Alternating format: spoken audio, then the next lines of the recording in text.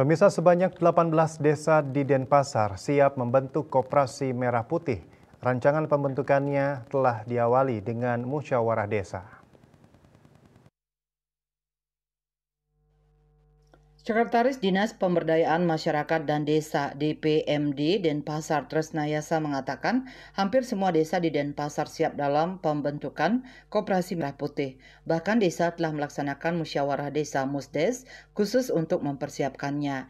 Dalam pembentukannya, desa dibantu Dinas Koperasi. Menurutnya, apakah Koperasi Merah Putih yang akan dibentuk merupakan leburan dari beberapa koperasi di desa?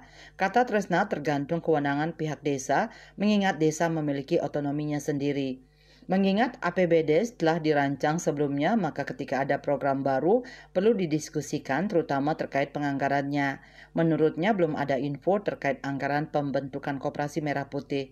Namun pihak desa dikatakan berupaya membentuk Koperasi Merah Putih sesuai instruksi Presiden dengan mengoptimalkan APBD. Tresna menambahkan dengan adanya Koperasi Merah Putih maka akan dapat menyerap tenaga kerja cukup besar.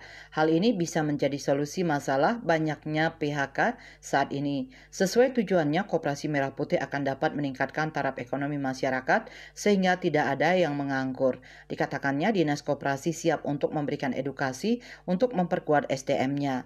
Kepala Dinas Koperasi dan Usaha Kecil dan Menengah UKM Denpasar Idewo Made Agung belum lama ini mengatakan ia masih terus melakukan sosialisasi ke desa dan lurah dengan difasilitasi DPMD. Dinas Koperasi melakukan sosialisasi. Total koperasi yang ada di Denpasar sebanyak per data 31 Desember sebanyak 1.158 koperasi. Dari angka tersebut sebanyak hanya 471 koperasi yang berstatus aktif dan 687 tidak aktif. Cita Maya, Bali Pos melaporkan.